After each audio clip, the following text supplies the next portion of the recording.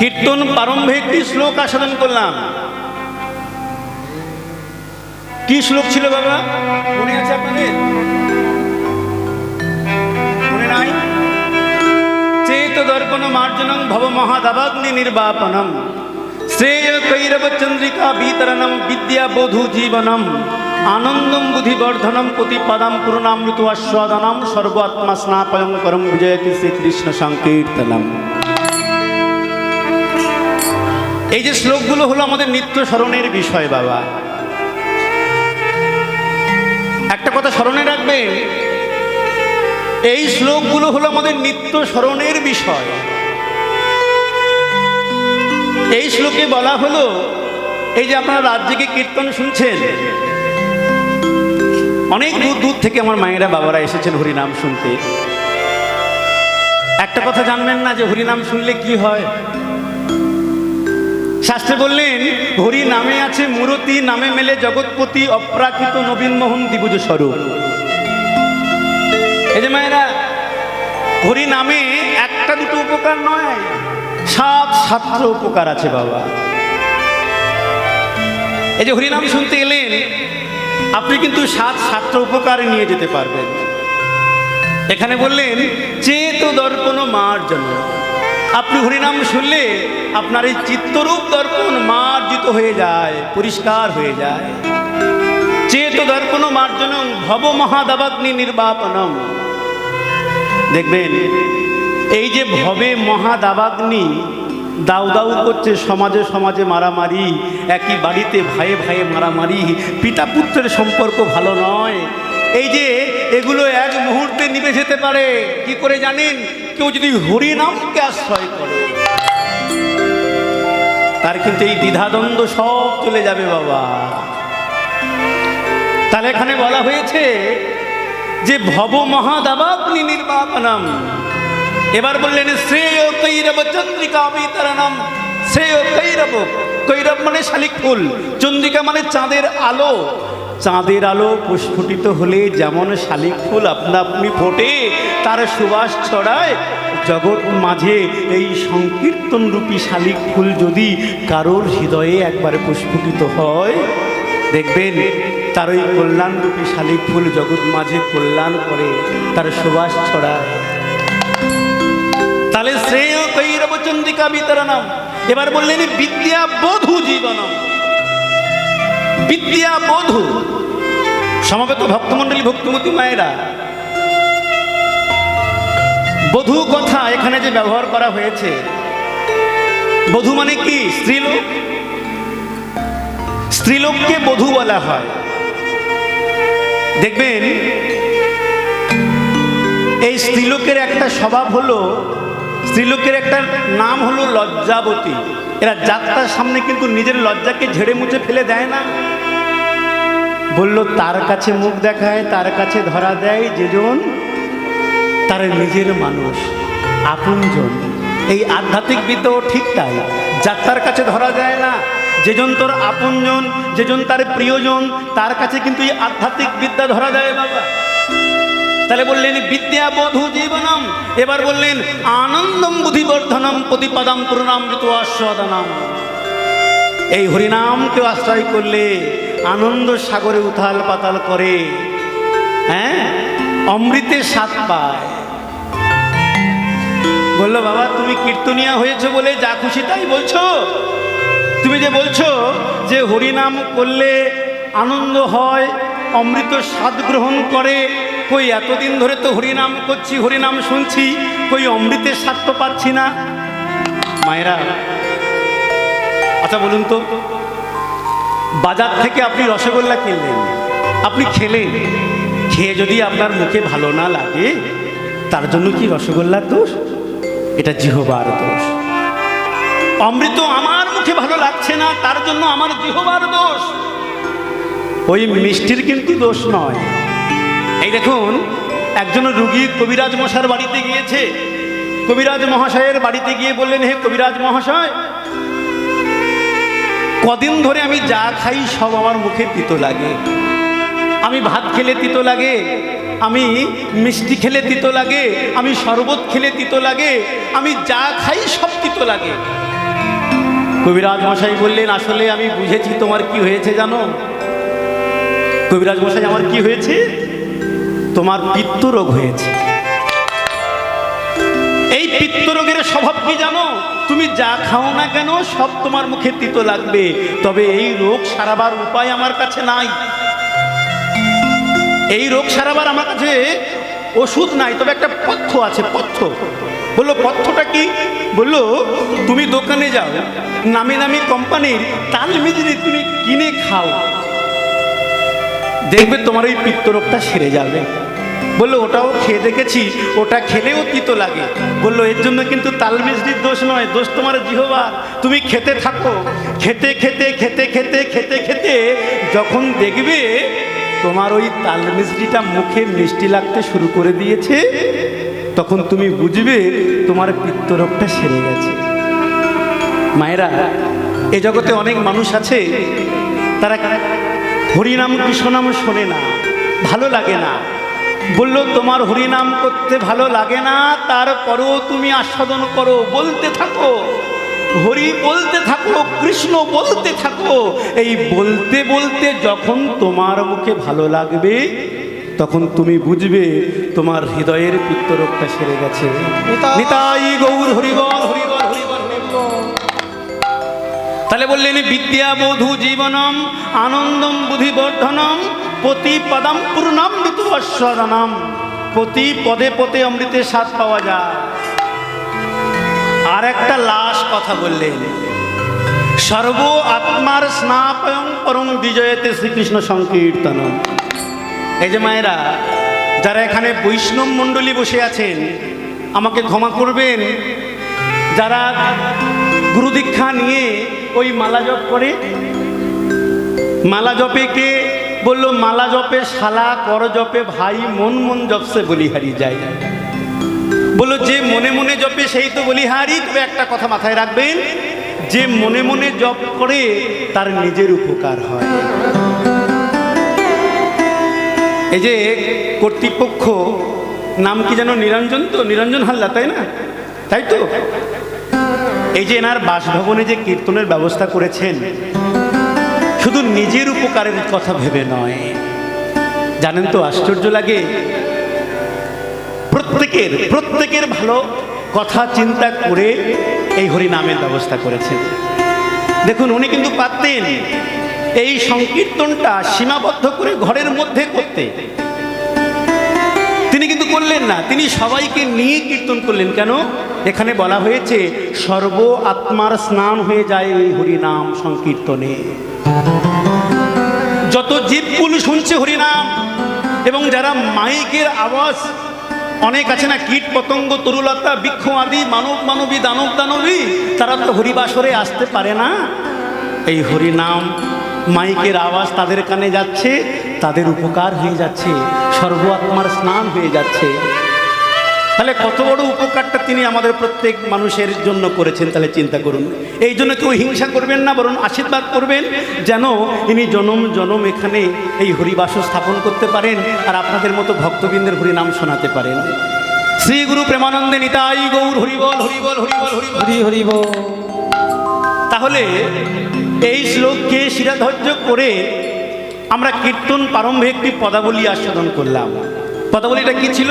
মায়েরা আসতে, এই যে মা, কি হলো দেখেছেন? এরা শুনছে না কীর্তন। কথা বলবেন না, কথা বলবেন না। আপনি কিন্তু কথা শুনছেন না, আমি মানা করছি, তারপর আপনি গল্প করছেন। দেখবেন 64 অপরাধের অপরাধ হয় এই হরিনাম শুনতে এসে। যদি কেউ হরিনামের ডিস্টার্ব, শুনবেন না, বাড়ি চলে যান, কিন্তু হরিবাসরে আরেকজনকে শুনতে দেন। একটা কথা জেনে রাখবেন, আমি কীর্তন প্রারম্ভে একটি পদাবলী আস্বাদন করলাম, অখিল ভুবন ভরি হরিরস বাদর বরিক্ষত চৈতন্য মেঘে। বললেন, সারা বিশ্বরূপ ভাণ্ড জ্ঞাপ্ত করে বিরাট এক প্লাবন নিলেন গৌরাঙ্গ মেঘ।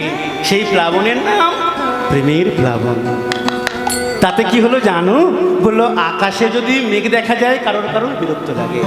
এই যে মায়েরা, এত পয়সা খরচা করে হরিনাম দেওয়া হলো, আর এই মুহূর্তে যদি আকাশে মেঘ দেখা যায়, আমাদের কারোর মন কিন্তু ভালো লাগবে না।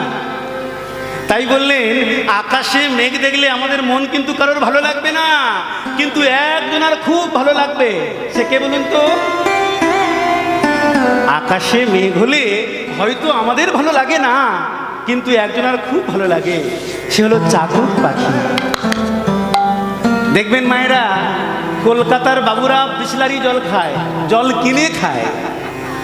আপনি যদি জল কিনে ওই চাতক পাখিকে দেন, তারপরেও খাবে না। আকাশে মেঘ হলে, সেই মেঘে বৃষ্টি হলেই তবেই চাতক পাখি খেতে পায়। বললো আকাশে মেঘ হলে যেমন চাতক পাখির ভালো লাগে, তেমন গৌরাঙ্গ রূপী মেঘকে দর্শন করে কাদের ভালো লাগে? হ্যাঁ, বললে ভকত চাতক যত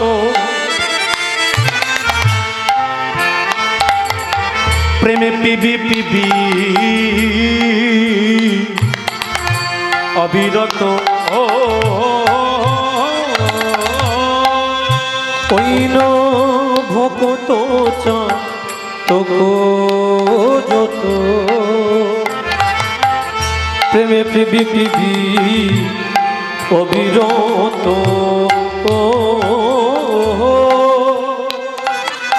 একটু ভালো করে কিন্তু শুনবেন, এখানে কি সুন্দর কথা বলা হয়েছে। ভকত চাতক যত প্রেমে পিবি পিবি অবিরত অগয়ন ঘন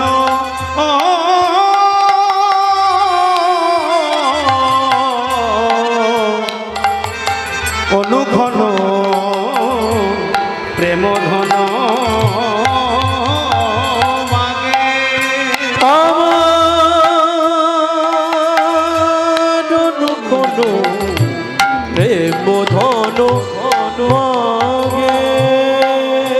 অগয়ন ঘন প্রেম ধন মাগে।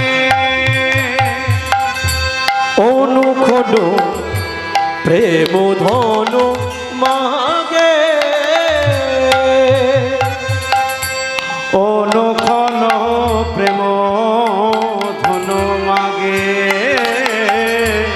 অনুঘন প্রেম ধন মাগে। বলে পিপাসা মেঠে না, পিপাসায় মেটে না। আমাদের পিপাসা মেঠে না, পিপাসায় মেটে না। ওই দিবানিশি প্রেম পান করে আমাদের পিপাসা মেঠে না। ওই নদী গানিশি প্রেম প্রেমে পান করে পিপাসা মেটে না। ওই না যত চায় তত পায়, বলে পিপাসা মেঠে না। যত চাই তত ততই দেয় পিপাসা মেটে না।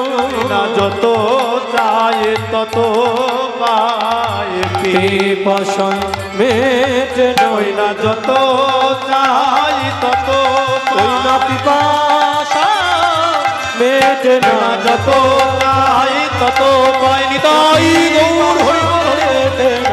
যত চাই তত পিপাসা মেটে না। গয়ন ঘন প্রেম ধন মাগে। আমার ঘন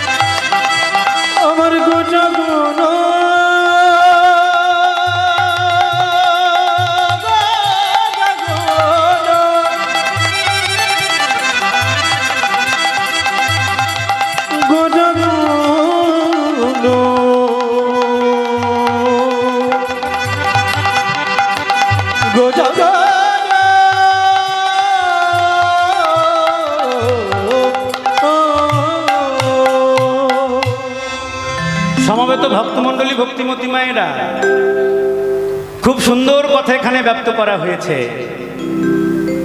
ভকত চাতক যত প্রেম পিবি পিবি অবিরত অনুক্ষণ প্রেমধন মাগে। আমরা যারা ভক্ত চাতক, যারা দিবানিশি গৌরাঙ্গের প্রেমের প্লাবনে ভাসবো বলে আমরা অধীর আগ্রহ নিয়ে থাকি, তাদের জন্য বড় সুখবর। ওই গৌরাঙ্গরূপী মেঘকে দর্শন করে বড় ভালো লাগে। তবে কি জানেন মায়েরা, ওই গৌরাঙ্গরূপী মেঘকে দর্শন করে আমরা যতই ওই প্লাবনে হাবুডুবু খাই না কেন, আমাদের কিন্তু পিপাসা মিটছে না। আমাদের পিপাসা মিটছে না। যত পাই তত চাই, আরো চাই। এই গৌরাঙ্গ মেঘের প্লাবনে ভেসে আমাদের পিপাসা মিটছে না।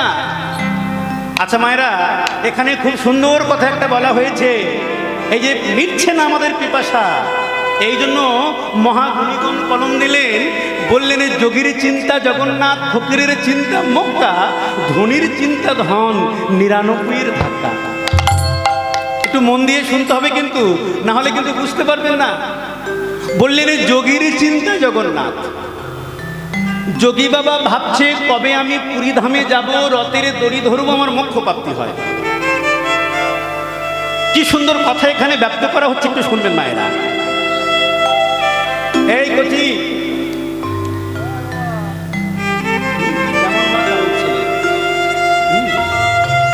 হরিবল হরিবল। এখন বলা হলো আমরা পিপাসায় মিটছে না আমাদের, যতই গৌরাঙ্গ মহাপ্রভুর প্রেমের প্লাবনে ভাসি না কেন, এই মিটছে না জেনে গুণীগণ কলম দিচ্ছেন। কি সুন্দর কলম দেখুন, বলছেন যোগীর চিন্তা জগন্নাথ, ফকিরের চিন্তা মক্কা, ধনির চিন্তা ধন, 99-এর ধাক্কা। যোগী বাবা ভাবছেন কবে আমি পুরী ধামে যাব, রথের দড়ি ধরবো, আমার মোক্ষ প্রাপ্তি হয়। আচ্ছা মায়েরা, পুরীতে গেছেন কারা কারা, একটু হাত তুলে দেখান একটু। পুরীতে গেছেন? বাহ। এদিকে এদিকে কেউ পুরীতে গেছেন? বাহ, অনেকেই পুরীতে গেছেন। তবে জেনে রাখবেন, আপনারা পুরীতে যান, বৃন্দাবনে যান, নবদ্বীপে যান, খুব ভালো কথা, কিন্তু যাবেন কাদের সঙ্গে? স্বামী সন্তান ছেলে মেয়ে জামাইয়ের সঙ্গে। তাহলে কিন্তু আপনার যাত্রা শুভ হবে না। আপনি যে আচরণ বাড়িতে করেছেন স্বামী সন্তানের সঙ্গে, সেই আচরণ গিয়ে যদি আপনি পুরীতে করেন, বৃন্দাবনে করেন, তাহলে আপনার যাত্রা শুভ হবে না। আপনি সংসারে স্ত্রী সঙ্গ করেছেন, আপনি এই সংসারে স্বামী সঙ্গ করেছেন, ছেলেকে স্নেহ করেছেন, আত্মীয় স্বজন পালন করেছেন, তাদেরকে নিয়ে আমি আপনার ফের যদি আপনি নবদ্বীপে যান, বৃন্দাবনে যান, এদের সঙ্গে আবার থাকলেন, সংসারের যে খাবার খেলেন সেই খাবার আপনি পুরীতে গিয়ে খেলেন, আপনার যাত্রা শুরু হবে না, আপনার কাজ ভালো হবে না। তাহলে সাধুর সঙ্গে তীর্থ ভ্রমণে যেতে হবে, মাথায় রাখতে হবে, তাহলে কাজ হবে, না হলে কিন্তু কাজ হবে না। তাহলে যোগী বাবা ভাবছেন, যোগীর চিন্তা জগন্নাথ, যোগী বাবা ভাবছেন কবে আমি পুরী ধামে যাব, রথের দড়ি ধরবো, আমার মোক্ষ প্রাপ্তি হয়। তাহলে এই চিন্তাটা কার? না যোগী বাবা। যোগীর চিন্তা জগন্নাথ, ফকিরের চিন্তা মক্কা। দেখবেন যারা ফকির রাস্তাঘাটে ভিক্ষা করে, তাকে যদি কেউ 1 টাকা দান করে, আচ্ছা এখানে এত কথা হচ্ছে কেন, কি ব্যাপার?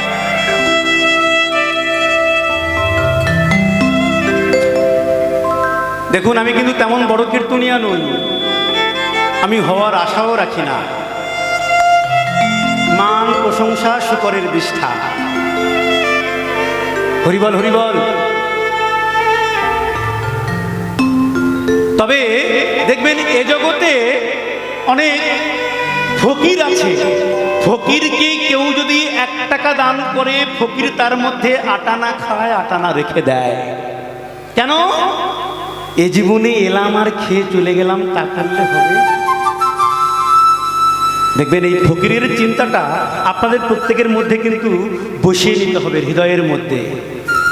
একজন সামান্য ফকির হয়ে তার যদি এত উচ্চ মানের চিন্তা হয়, তাহলে আমাদের কেন হয় না? ফকির বলছেন, কেউ যদি আমাকে 1 টাকা দান করে, তার মধ্যে আমি আটানা খাই, আটানা রেখে দিই। বলল কেন? বলল এ জীবনে অন্তত একবার যদি হজ করতে যেতে পারি। এই দেখুন, যোগীর চিন্তা জগন্নাথ, ফকিরের চিন্তা মক্কা, ধনীর চিন্তা ধন। এ জগতে অনেক ধনী আছে, লক্ষ লক্ষ টাকা রোজগার করে, কিন্তু কীর্তনের চাঁদা চাইতে গেলে ছেঁড়া 2 টাকার নোট দিয়ে দেয়। এরা জীবনে ধনী হতে পারবে না। লক্ষ লক্ষ টাকা আছে, আপনি 10 টাকা বৈষ্ণবকে দান করে দিলেন, বৈষ্ণব আপনাকে আশীর্বাদ করলো। এই যে দানবীরের লক্ষণ, এটা যদি আপনার মধ্যে থাকে, আপনার পূর্ণ হবে, আপনার ভালো হবে, তাহলে আপনার ধনী হওয়া সার্থক হবে। কিন্তু এ জগতে যারা ধনী, লক্ষ লক্ষ টাকা রোজগার করে, যতই জমে ততই কম থাকে। 10 লাখ টাকা জমলে কম থাকে, 10 কোটি টাকাও জমলে কম থাকে। একজন ধনীকে জিজ্ঞাসা করা হচ্ছে, ভাই তোমার কত জমলো গো? বললো এখনো 99 ধাক্কা সামলাচ্ছি। তার 99 কোনোদিন 100 হচ্ছে না, যতই হয় তা তবু 99। বললেন যোগীর চিন্তা জগন্নাথ, ফকিরের চিন্তা মক্কা, ধনীর চিন্তা ধন, 99 ধাক্কা। যতই জমে ততই কম ঠেকে। বললেন ওই অপ্রাকৃত ধনী, হরিবল হরিবল, প্রাকৃত ধনীর যেমন 99 100 হয় না, অপ্রাকৃত ধনী যারা, তাদেরও 99 100 হতে চায় না। বলল প্রাকৃত ধনী আর অপ্রাকৃত ধনী কি? বলল প্রাকৃত ধনী হলো এই ইহজগতের ধনী, যাদের ব্যাংক ব্যালেন্স আছে, বড় ঘর আছে, বড় টাটা সুমো গাড়ি আছে। কিন্তু যারা কৃষ্ণ ধনে ধনী, তাদেরও 99 100 হতে চায় না। বললো কেন হতে চায় না? বললো যেখানে হরিনাম হয় পাগলের মতো ছুটে যায়। যদি একটু কৃষ্ণ কথা পাই, যদি একটু ভাগবতের কথা পাই, যদি আমার চৈতন্য মহাপ্রভুর কথা পাই, তাই কাজেই আকুলতা ব্যাকুলতা বেড়ে চলেছে, পিপাসা মিটছে না। বললেন যতই চাই ততই পাই, পিপাসা মিটছে না, যত পাচ্ছি তত চাইছি, স্বাদ মিটছে না। আচ্ছা মায়েরা, যে গৌরাঙ্গ মেঘের প্লাবনে ভাসিয়ে দিলে এই বিশ্বভূ ভারত, সেই গৌরাঙ্গ মেঘের জন্মদিন কবে?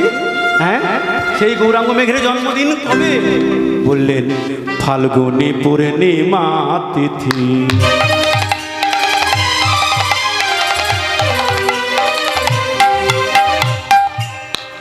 গৌরে মেঘের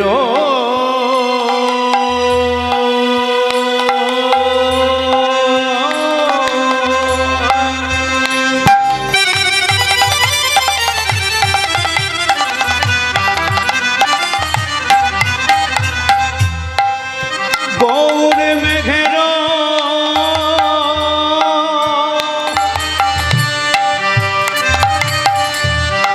জন্ম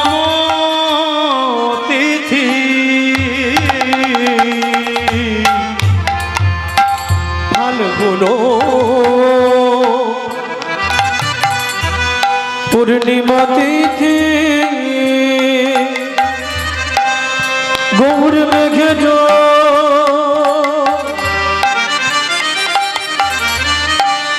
জন্ম তিথি। ফাল্গুন পূর্ণিমা তিথি।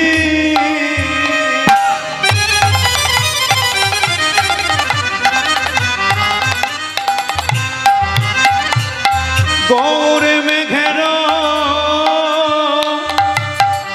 জন্ম তথি। ফাল্গুন পূর্ণিমা তিথি। গৌর মেঘে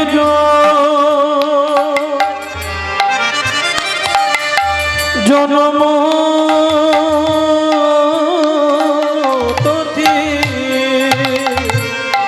ও গো সেই মেঘে করিল বাদল, সেই মেঘে করিল বাদল। ও সেই মেঘে হরি বল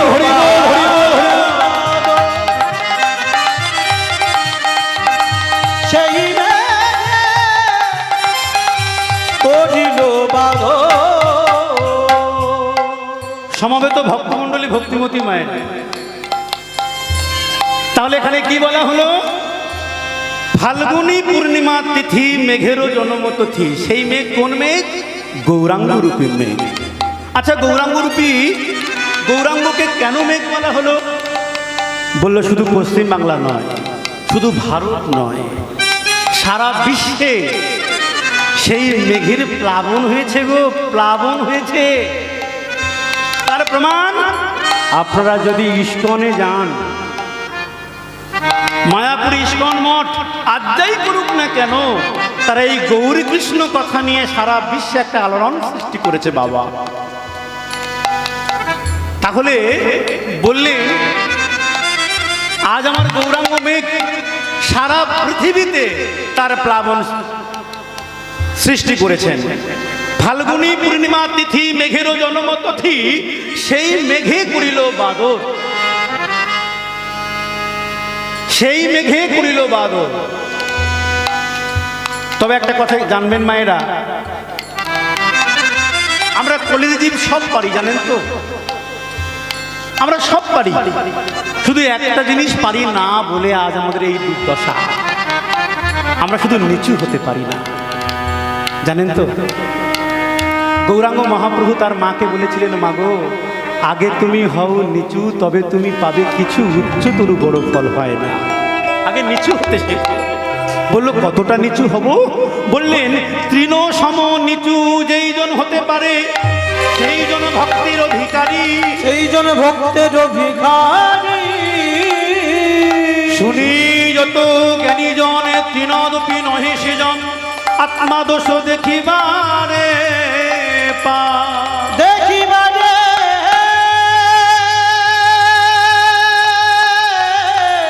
পারি। এই দেখুন কি সুন্দর কথা বললেন। নিচু কতটা হলে ভগবানের কৃপা পাওয়া যায়? তৃণ সম নিচু যেই জন হতে পারে, সেই জন ভক্তের অধিকারী। শুনি যত জ্ঞানী জন তৃণদপি নহে সেজন, আত্মাদোষ দেখিবারে পায়।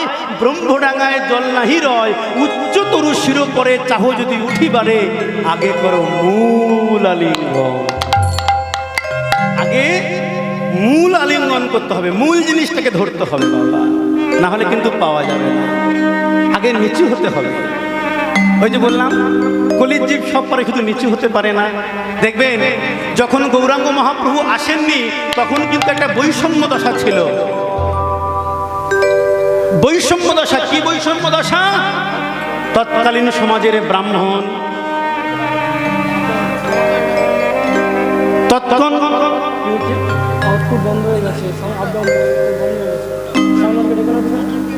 হরিবল হরিবল। মাইকম্যান আপনি যেখানে থাকবেন আসরে চলে আসুন। তাহলে দেখুন তখনকার সময়ে ব্রাহ্মণগণ স্নান সেরে যদি কোনো শূদ্রের বদন দেখত, ব্রাহ্মণ তৎক্ষণাৎ কিন্তু আবার স্নান করে তার পবিত্রতা বজায় রাখত। এই বৈষম্য দশা ছিল। কিন্তু যেই গৌরাঙ্গ মহাপ্রভু প্রেমের প্লাবন চলে এলো, আর কিন্তু বোঝা গেল না। এই যে দেখুন আপনারা বসে আছেন কতটা নিচুতে, আর এই যে কীর্তন হচ্ছে বেশ কিছুটা উঁচুতে। আচ্ছা বলুন তো, এই মুহূর্তে যদি এখানে 30 ফুট জল উঠে যায় বন্যায়, এই উঁচু নিচু কি বোঝা যাবে বাবা? বোঝা যাবে না। যেই মহাপ্রভুর প্রেমের বন্যা চলে এলো, সব একাকার হয়ে গেল। বৈষম্য দশা, জাত পাত সব একাকার হয়ে গেল। নিচু না হলে কিছু পাওয়া যায় না। সেই জন্য বললেন উঁচা নিচা যত ছিল,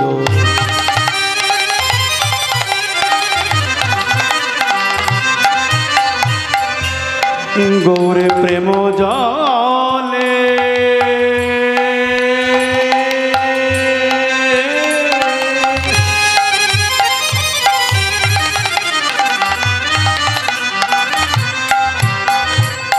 গৌরে প্রেম জলে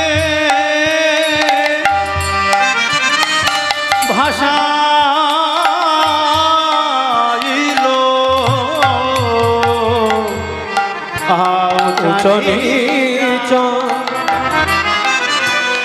যত ছিল গৌর প্রেম জনে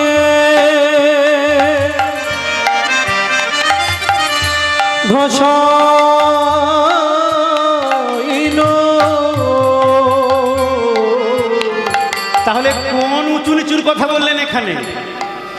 এই বৈষম্য দশা, এই জাতপাতের দশা, এই দশাকে ভেঙে খান খান করে দিলেন। এই দেখুন, মহাপ্রভু এসেছেন আজ থেকে 500 বছর আগে, 500 বছর পূর্বে মহাপ্রভু এসেছেন। এই যে মহাপ্রভু আসার পরে এই যে বৈষম্য দশা শেষ হয়ে গেছে, তার প্রমাণ কি করে পাবো? আগে তো ব্রাহ্মণের শূদ্রকে দেখলে স্নান করতো, কিন্তু এখন দেখা যায় এই হরিবাসরে একজন ব্রাহ্মণের গায়ে গা দিয়ে একজন শূদ্র কীর্তন শুনছে, একজন কোটিপতি ব্যক্তির গায়ে গা দিয়ে একজন দরিদ্র কীর্তন শুনছে, একজন পণ্ডিতের গায়ে গা দিয়ে একজন মূর্খ কীর্তন শুনছে। এটা মহাপ্রভুর প্রেমের বন্যা, এটা হলো মহাপ্রভুর প্রেমের বন্যা। তাই তো বললেন, উঁচা নিচা যত ছিল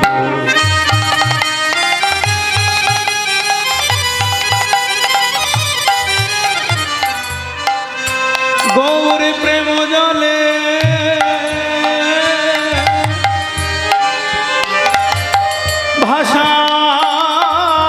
ভাষাইল।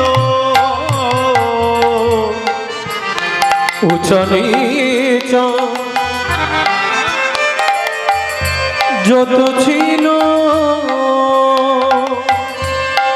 গৌর প্রেম জনে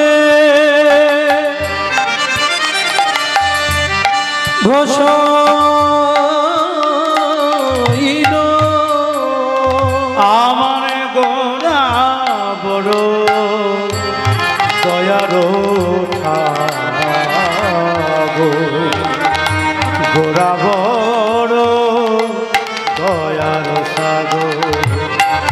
আমার গোরা বড় দয়ার সাগর, গোরা বড় দয়ার সাগর। আমি এমন দয়াল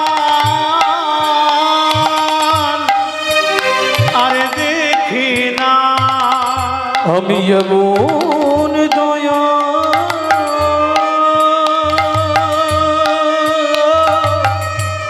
আরে দেখি না। যে জনে যেতে সেধে হরি নামে প্রেম দিলাম। আমি এমন দয়া আরে দেখি না, যোজন যেছে সেদে হরি নাম প্রেম বিলা। এমন দয়া আজ দেখি না। আমার গোরা বড় দয়ার সাগর, গোরা বড় দয়ার সাগর। নিতাই গৌর হরি বল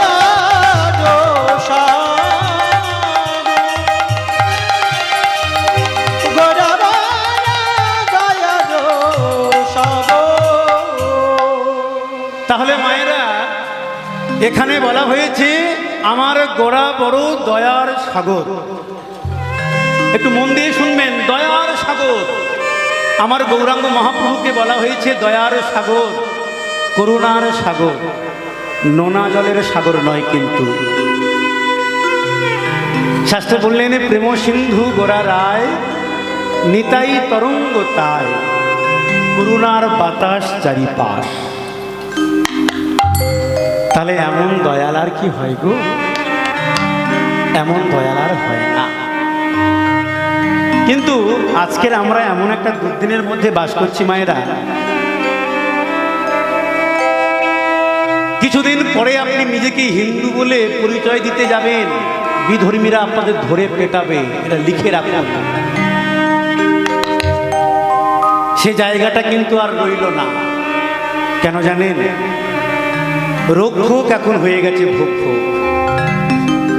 যারা সমাজ গড়ার কারিগর, তারা সমাজকে কি করে নিম্নগামী করে দেওয়া যায়, কি করে ভেঙে খান খান করে দেওয়া যায়, কি করে একটা দোষ বের করে আমাদের ধর্মকে নিচে নামিয়ে দেওয়া যায়, সেই প্রক্রিয়া এখন সব জায়গায় চলছে। জানেন, খুব দুঃখ লাগে। আজ আমরা সেই সব সমর্থন করে চলেছি দিনের পর দিন। তবে জেনে রাখবেন, সম্মুখে কিন্তু খুব ভয়ঙ্কর দিন আসছে আমাদের, খুব ভয়ঙ্কর দিন আসছে। সেই দিন আমাদের কিন্তু খুব খুব নিকটে, সেই দিন আমাদের খুব নিকটে। তাই যে কথা আমি হরিবাসরে বলছি, মায়েরা, সময় কিন্তু হাতে নাই। যা করার সময়ের মধ্যে করতে হবে।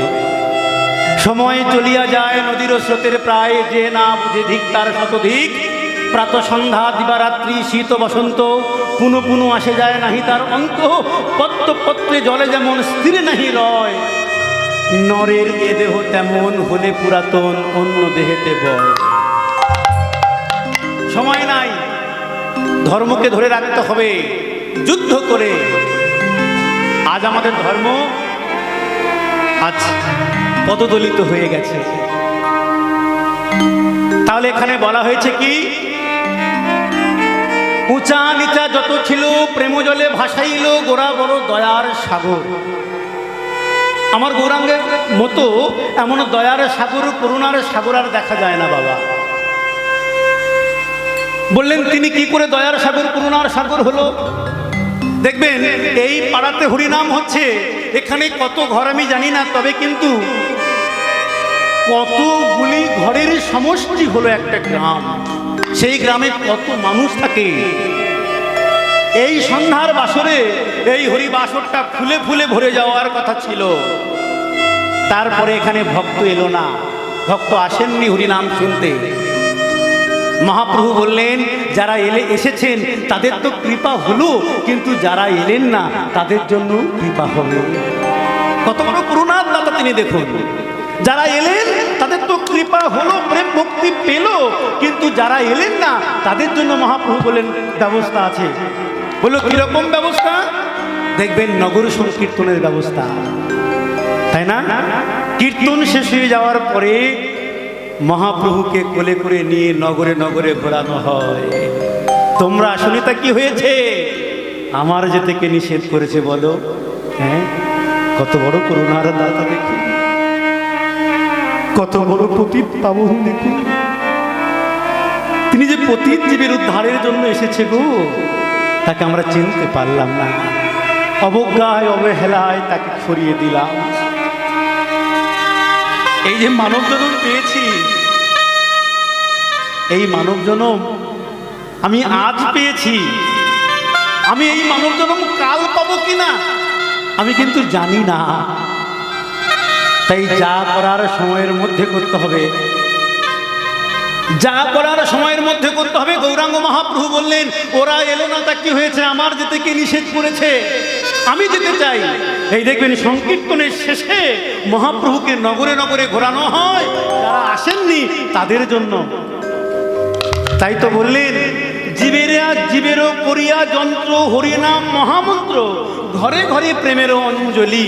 এই প্রেমের অঞ্জলি দেওয়ার সাথে সাথে কি হলো জানো? হ্যাঁ, অধম কিছু লোক ছিল নবদ্বীপে। এই নাম দেওয়ার সাথে সাথে অধম লোকেরা তারা রাতারাতি ভাগবত হয়ে গেল, মানে ভক্ত হয়ে গেল। হ্যাঁ, তারা রাতারাতি ভগবত হয়ে গেল, ভক্ত হয়ে গেল। তার প্রমাণ বললো, প্রমাণ আছে। প্রমাণ কি? বললো শুনবে প্রমাণ। বললেন জগায়ে মাধাই পাপী ছিল,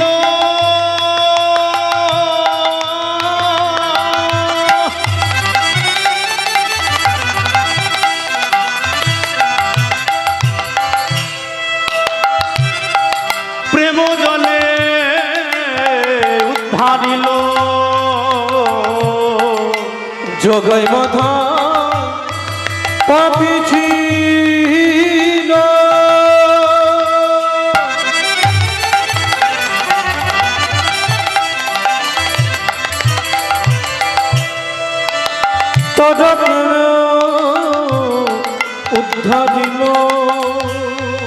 আহা জগাই মাধাই পাপী ছিল,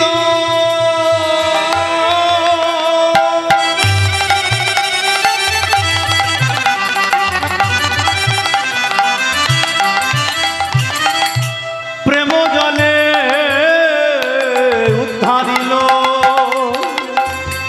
হেন জীবে বেলাওলো দয়া। হেন জীবে বিলয়লো দয়া আমার, হেন জীবে বিলয়লো দয়া। দাস শিবানন্দে বলে মিছে রইল মায়া জালে, দাস শিবানন্দে বলে মিছে রইল মায়া জলে। ওগো প্রভু মনে, প্রভু মনে,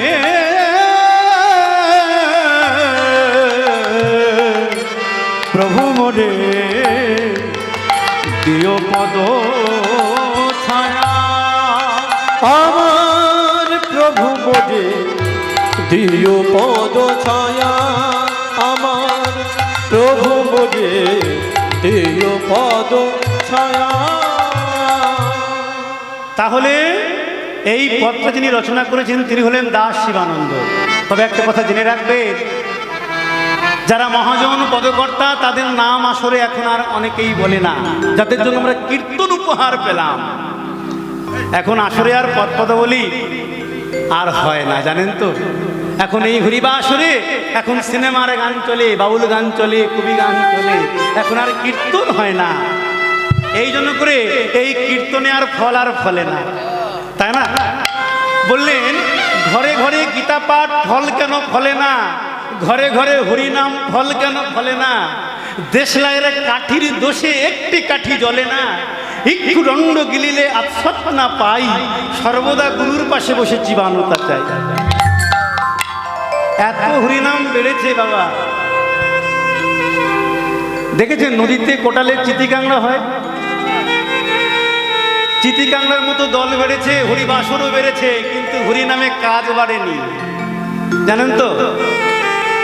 এই হরিনামে কাজ বাড়েনি কেন? আসতে এই হরিনাম করে হরিনামে কাজ হচ্ছে না কেন?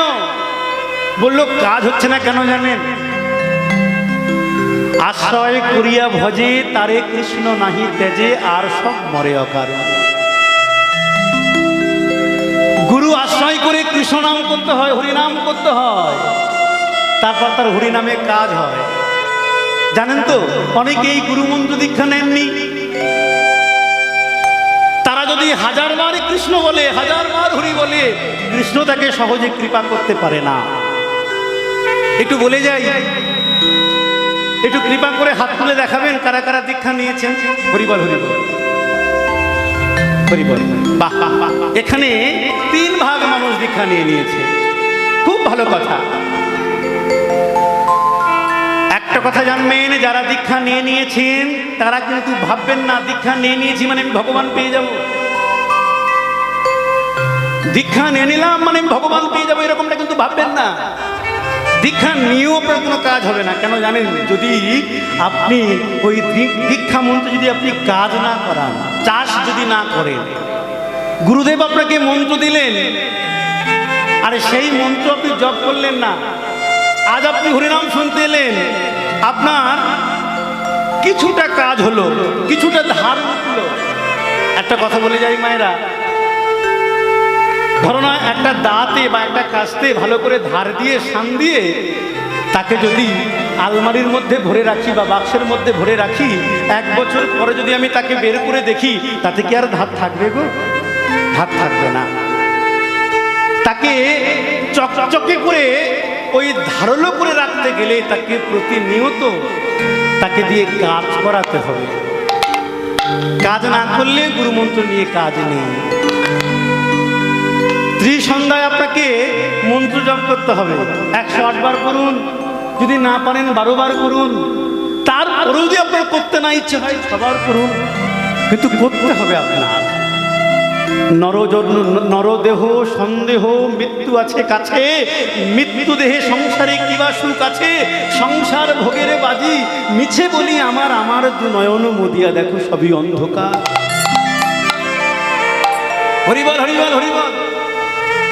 তাহলে এখানে বলা হয়েছে যারা দীক্ষা নিয়ে নিলেন তাদের কথা ছেড়ে দিলাম, কিন্তু যারা দীক্ষা নেননি তারা মনে মনে চিন্তা করছে দীক্ষা না নিলে কি ভগবানকে পাবো না। আমার ইয়াং জেনারেশনের যে মা ভাই বোন রয়েছেন তারা ভাবছেন দীক্ষা নেব কেন, দীক্ষা না নিলে কি ভগবানকে পাওয়া যাবে না? বলল না, ধ্রুব পাইনি, ধ্রুব অনাহারে বাতাহারে গহন কান্তরে শৈল শিখরে জলস্থল ঊর্ধ্বপদ হেষ্টমুণ্ডে সাধনা করছে, ভজনা করছে, ভগবানের চারিদিকে ঘোরাঘুরি করছে, কিন্তু ধ্রুবের কাছে আসতে পারছেন না। কেন জানেন? ধ্রুবের দীক্ষা হয়নি বলে। ভগবান বললেন নারদ তুমি যাও গুরু সেজে ধ্রুবকে দীক্ষা দাও, তারপরও আমার কৃপা পাবে। এই দেখুন দীক্ষাটা কি জরুরি দেখুন। এই দীক্ষা নিতে হয় কেন শুনুন, একটা কথা বলে যাই। আমি জানি না আপনাদের সঙ্গে আমার দেখা হবে কিনা, আমি জানি না আপনাদের সঙ্গে আমার দেখা হবে কিনা। যদিও কোনো দিন কোথাও দেখা হয় আপনারা কিন্তু আমাকে দেখে এই কথাটা পরখ করে নিতে পারবেন। কথাটা কি জানেন? ঠাকুর রামকৃষ্ণ বেলুড়ের গঙ্গার ধারে বসে আছেন, ঠাকুর রামকৃষ্ণ বেলুড়ের গঙ্গার ধারে বসে আছেন। বিবেকানন্দ গিয়ে বলছে ঠাকুর তোমাকে একটা কথা বলবো। বলবিলে কি বলতে চাস ঠাকুর? দীক্ষা না নিলে কি ঈশ্বরের কৃপা লাভ হয় না? হ্যাঁ, দীক্ষা না নিলে কি মায়ের আরাধনা করা যায় না? যেই এই কথা বলা কিছুক্ষণ পরে ওই বেলুড়ের গঙ্গা দিয়ে একটা স্টিমার ভেসে যাচ্ছে। এই স্টিমারটাকে দেখে রামকৃষ্ণ বিবেকানন্দকে বলছে আচ্ছা বিলে ওটা কি যাচ্ছে রে? বলে ওটা একটা স্টিমার যাচ্ছে। আচ্ছা ওটা কোথায় যাচ্ছে? বলে চন্দননগরে যাচ্ছে। আচ্ছা বলতে পারবি ওই স্টিমারটা চন্দননগরে যেতে কত সময় লাগবে? বললো কেন 10 ঘন্টা। বলে ভালো করেছে দেখতো, ওই স্টিমারের পিছনে ছোট্ট একটা নৌকা যাচ্ছে, ওই নৌকাটি চন্দননগরে কতক্ষণে পৌঁছাবে? হরিবল হরিবল হরিবল। ওই স্টিমারটা কিন্তু 2 ঘন্টায় পৌঁছে যাওয়ার কথা ছিল। হরিবল, ওটা 2 ঘন্টায় যাওয়ার কথা ছিল, ওটা 2 ঘন্টায় যাবে। বললো স্টিমারটা কতক্ষণে যাবে? বললো 10 ঘন্টায় যাবে। বলে এবার শোন, যদি স্টিমারের পিছনে যদি ছোট্ট নৌকোটি বেঁধে দেওয়া যায় তাহলে কত সময় লাগবে? বললো ঠাকুর এই জন্য তোমাকে সবাই পাগল বলে, ঠাকুর এই জন্য তোমাকে সবাই পাগল বলে। স্টিমারটা যেতে যদি চন্দননগরে 2 ঘন্টা সময় লাগে, তার পিছনে বেঁধে দেওয়া নৌকোটিরও যেতে 2 ঘন্টা সময় লাগবে। এটা কি তুমি বোঝো না? ঠাকুর রামকৃষ্ণ বললেন আমি তো বুঝি রে শালা, তুই তো বুঝিস না। ঠাকুর রামকৃষ্ণ বললেন আমি তো বুঝি রে শালা, তুই তো বুঝিস না। কেউ যদি গুরুকরণ করে গুরুর সঙ্গে সঙ্গে পার হতে পারে, আর কেউ যদি গুরুকরণ না করে তার 10 জন্ম লেগে যায়, পার হতে পারে না। তারপরে একটা কথা বলে যাই, খুব মূল্যবান কথা। একজন গুরু হাজার হাজার শিষ্য করে, আপনারা দেখেছেন কিনা জানি না, কিন্তু আমার চোখে অনেক করেছেন। একজন গুরু তারা হাজার হাজার শিষ্য, কিন্তু গুরুদেব এই শিষ্যদেরকে পার করে কিভাবে? সে যখন গুরু সেজেছে তার শিষ্যের দায়িত্ব নিতে হবে, তার ভালো মন্দের দায়িত্ব। শিষ্যদের পার করাবে কি করে? দেখবেন আপনারা জানেন তখনকার দিনের বাবারা এখানে বসে আছেন, বাড়িতে অভাব থাকতো বলে বাড়ির যারা বয়স জ্যেষ্ঠ তারা তাদের সন্তানকে অন্যের বাড়িতে রাখাল রাখতো, যে তুমি ওই বাড়িতে রাখাল থাকো, গরু চড়াও। দেখবেন একটা কথা আপনারা লক্ষ্য করেছেন কিনা জানি না, রাখাল যখন মাঠে গরু চড়ায়, যখন মাঠের সমস্ত ঘাস যখন শেষ হয়ে যায়, রাখাল কি করে বলুন তো? অন্য মাঠে গরু নিয়ে যায়। আর অন্য মাঠে গরু নিয়ে যেতে গিয়ে দেখে যে মাঝখানে একটা খাল, খালের এপারের ঘাস শেষ, ওপারে নিয়ে যেতে হবে। রাখাল কি করে? সমস্ত গরুকে পার করে দেয়। রাখাল তার হাতে লাঠি দিয়ে সমস্ত গরুকে পার করে দেওয়ার পরে একটা গরু রাখতেন। কেন বলুন তো? যার লেজ ধরে রাখাল পার হতে পারে, যার লেজ ধরে রাখাল পার হতে পারে, গুরু হলো ঠিক তাই। গুরু সমস্ত শিষ্যকে পার করে দেওয়ার পর একটা শিষ্য রাখতেন যাকে অবলম্বন করে গুরু পার হতে পারে। নিতাই গৌর হরিবল হরিবল হরিবল। যাকে অবলম্বন করে গুরু পার হতে পারে, এই জন্য বললেন গুরু মন্ত্র নিতে হবে আর আপনার ভগবানের কৃপা পেতে হবে। তবে ভগবানের কৃপা পেতে গেলে মায়ের একটা কথা বলে যাই, ভক্তি না হলে কিন্তু কৃপা পাওয়া যাবে না। ভগবানের কৃপা পেতে গেলে ভগবানের কাছে থেকে একটা জিনিস নিতে হবে, সেটা হলো ভক্তি। আর এই ভক্তি যদি না পান তাহলে আপনি ভগবানের কৃপা পাবেন না। তবে কি জানেন, ভগবান নিজে মুখে বলছেন দাপর যুগে, কৃষ্ণ যদি ফেরে কভু ভক্তি মুক্তি দিয়া, প্রেম কখনো নাহি দানা রাখেন লুকাইয়া। ভালো করে শুনবেন, ভক্তি, ভক্তি মানে ভোগ, মুক্তি মানে মোক্ষ। বললেন কৃষ্ণ যদি ফেরে কভু ভক্তি মুক্তি দিয়া, প্রেম কভু নাহি দানা রাখেন লুকাইয়া। ভগবান সব দেন, শুধু প্রেম দেন না। কিন্তু এখানে প্রশ্ন করতে পারেন, যে প্রেম ভগবান দেন না সেই প্রেম আমরা পাবো কি করে? বলল যেটা ভগবান দেয় না সেটা ভক্ত দেয়। হরিবল হরিবল হরিবল। যে সম্পদ ভগবান দিতে পারে না সেই সম্পদ কে দেয়? ভক্ত দেয়। ভক্ত ভক্তি দেয়। আচ্ছা, এখানে যে এতজন ভক্ত বসে আছেন, কার মধ্যে ভক্তি আছে জানবো কি করে? একটু মন দিয়ে শুনবেন, কিন্তু পরে চলে গেলে বলবেন যে কি কীর্তন করে গেল, কিছুই বুঝলাম না, তাহলে কিন্তু ভালো লাগবে না। এখানে বললেন প্রেম ভক্তের থেকে পাওয়া যায়, কিন্তু এখানে যে এত ভক্ত বসে আছে কার মধ্যে ভক্তি আছে জানবো কি করে? আমার যে একটু প্রেম পেতে ইচ্ছে করছে। হরিবল হরিবল। এই প্রেম কি করে পাওয়া যায় জানেন মা? একটু শুনুন, প্রেম পাওয়া যায় কি করে একটু বলে তারপরে এই কথা আমি ফিরছি। এক ব্যক্তির তার 20 বিঘা জমি, এক ব্যক্তির তার 20 বিঘা জমি, বাবার অবর্তমানে সেই জমি কে পাবে? ছেলে পাবে। কিন্তু যার জমি নাই, যার বাবার জমি নাই, সে জমি পাবে কি করে? বললো সেও পাবে। কি করে? বললো যার জমি আছে তার বাড়ি দাসত্ব খাটতে হবে। এক ভালো মানুষের বাড়িতে দাসত্ব খাটলেন, দিনের পর দিন, মাসের পর মাস, বিনা স্বার্থে দাসত্ব খাটলেন। একদিন সেই বাবু বললেন, দেখো তুমি আমার বাড়িতে দাসত্ব খেটেছো, এতদিন থেকেছো, আমি তোমাকে কিছু দিতে চাই। বাবু আমাকে কি দেবেন? কেন? আমার এই 20 বিঘা জমির মধ্যে আমি তোমাকে 2 বিঘা জমি দিলাম, আজ থেকে তুমি তোমার মতো করে খাও। এই দেখুন, আমার কিন্তু জমি ছিল না, আমি জমি পেলাম কি করে? না, যার জমি ছিল তার কাছে দাসত্ব খেতে। এ জগতে ভক্তি আছে অনেকে, কিন্তু প্রকৃত যে ভক্তি কার মধ্যে আছে এটা জানবো কি করে? এই আসরে এত ভক্ত বসে আছে, এই আসরে এত ভক্ত বসে আছে, ভক্তি কার মধ্যে আছে জানবো কি করে? বললো জানা যায়। বললো কৃষ্ণ প্রেম যার অন্তরে বাহিরে নয়ন দেখলে যাইছে না। দুটো ভ্রমর ভো ভো ভো ভো করে উঠছে, জানেন? উঠতে উঠতে উঠতে উঠতে ওই দুটো ভ্রমরের মধ্যে একটা ভ্রমর ফুলে বসে গেছে। যে ফুলে বসে গেছে তার কিন্তু আওয়াজ হচ্ছে না, কেন জানেন? সে মধুপান করতে শুরু করে দিয়েছে। আর যে বসতে পারেনি তার মধ্যে একটা আওয়াজ হচ্ছে।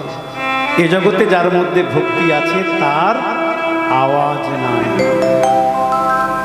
সেই প্রাকৃত জগতে মানুষের কাছে পাগল বলে গণ্য হয়। আর যার ভক্তি নাই তার মধ্যে একটা আওয়াজ হয়, গুনগুন গুনগুন গুনগুন শব্দে আওয়াজ হয়। তাহলে ভক্তি আছে কি করে বুঝবো? ওই যে বললাম, কৃষ্ণ প্রেম যার অন্তরে বাহিরে নয়ন দেখলে যাইছে না। আর আজকালকার সমাজে কি হয়েছে জানেন? এখন তো ভক্তি অন্যরকম ভক্তি হয়ে গেছে। এখন বলে আমি লোক দেখিলে বলি হরি, লোকে বলে বলি হারি, আসলে আমি লোক ঠকানো ফেরি করি, বল বলে জগৎ মাতাই। হ্যাঁ, আজ ভক্তিটা এমন হয়ে গেছে বাবা। তা যাই হোক, ভক্তি না হলে কিন্তু ভগবানকে পাওয়া যাবে না। আসুন আমরা একটা ছোট্ট ভজনের মাধ্যমে আমরা একটা লীলার মধ্যে প্রবেশ করি। আসুন।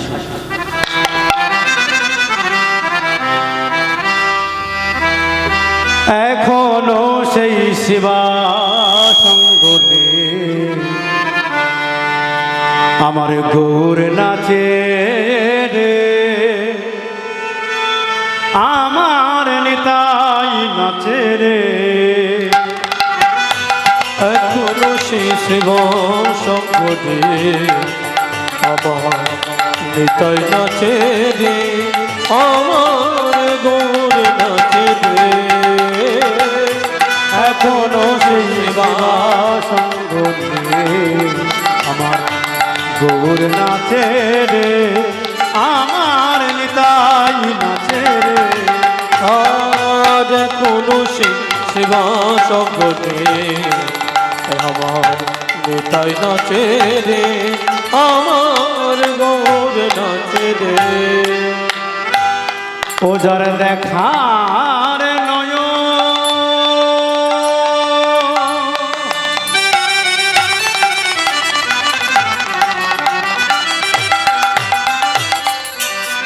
যার হয়েছে, ও যার দেখার নয়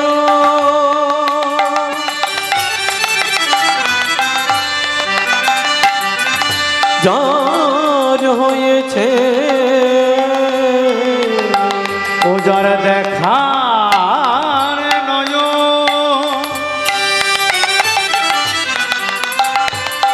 যার হয়েছে, সেই তো দেখে রে। এখনো সেই শিবা সঙ্গনে আমার গৌর নাচে রে, আমার নিতাই নাচে রে। আর এখনো সেই শিবা সঙ্গনে আমার নিতাই নাচে রে, আমার গৌর নাচে রে। এখনো সেই ভক্তগণ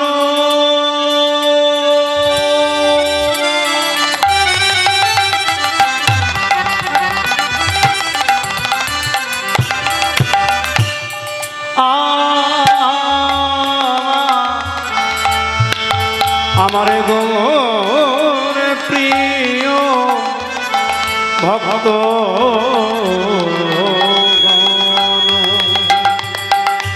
এখনো সে ভক্তগণ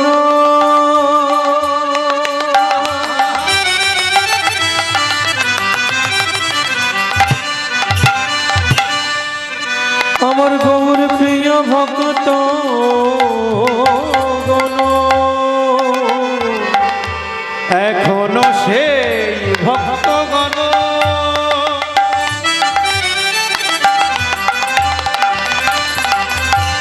তারা করে হরি গুণ কীর্তন এখনো সেই ভক্তগণ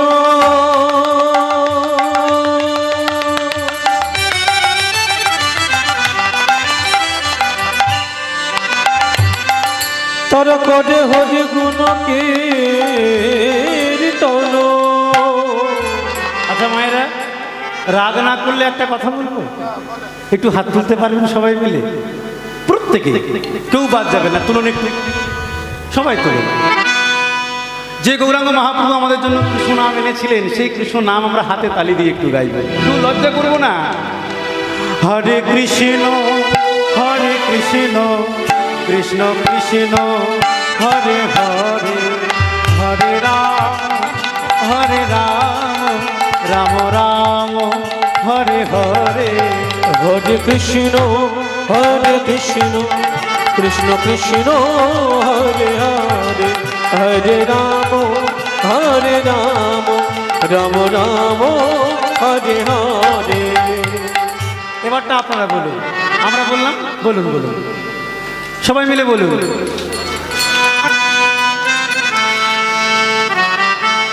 একটু সুরে বলতে হবে। হরে কৃষ্ণ কৃষ্ণ কৃষ্ণ হরে হরে, হরে রাম রাম রাম হরে হরে। হরে কৃষ্ণ কৃষ্ণ কৃষ্ণ হরে হরে, হরে রাম রাম রাম হরে হরে। এখনো সেই ভক্তগণ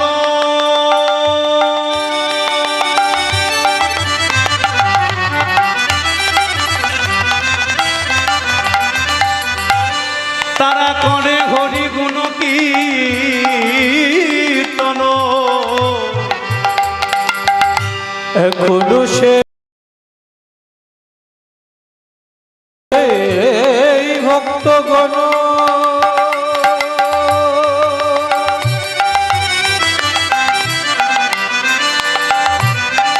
তারা করে হরি গুণ কীর্তন। হরে কৃষ্ণ হরি বলে, হরে কৃষ্ণ হরি বলে, হরে কৃষ্ণ হরি বলে দয় কোলাকুলি রে। এখনো সে সেবা সঙ্গনে আমার নেতাই নাচে রে, আমার গৌর নাচে রে। আর এখনো সে সেবা সঙ্গনে আমার নেতাই নাচে রে, আমার গৌর নাচে রে। তাহলে এতক্ষণ আমরা ছিলাম ছোট্ট করে একটা গৌচন্ডিকার মধ্যে এবং জীব শিক্ষার মধ্যে। আসুন আমরা একটা গৌলীলা আস্বাদন করি। আজ আমার এই অন্ধকার অসমন্ডিত হরিবাসরে আজিকার পালাবা লীলার বিষয়বস্তু হল সনাতন মিশ্রের পরশমণি, সনাতন গোস্বামীর পরশমণি। আসুন, আমি যে সনাতনের কথা বলছি, হরিবল হরিবল, সেই সনাতন ছিলেন গৌড়েশ্বর নবাব হোসেন শাহুর উজির। একটু মন দিয়ে শুনবেন। এই সনাতন ছিলেন তিন ভাই, যথা রূপ, সনাতন আর অনুপম। এই সনাতন গৌড়েশ্বর নবাব হোসেন শাহের দরবারে তিনি কিন্তু প্রধানমন্ত্রী ছিলেন, আর রূপ ছিলেন অর্থমন্ত্রী। এদের দুই ভাইয়ের দুটো নাম ছিল, একজনের নাম ছিল দবির ঘাস আর একজনের নাম ছিল শাকুর মল্লিক। গৌরাঙ্গ মহাপ্রভুর নীতি আদর্শ ভালো লেগে যাওয়াতেই, হরিবল হরিবল, কেউ কথা বলবেন না আসতে।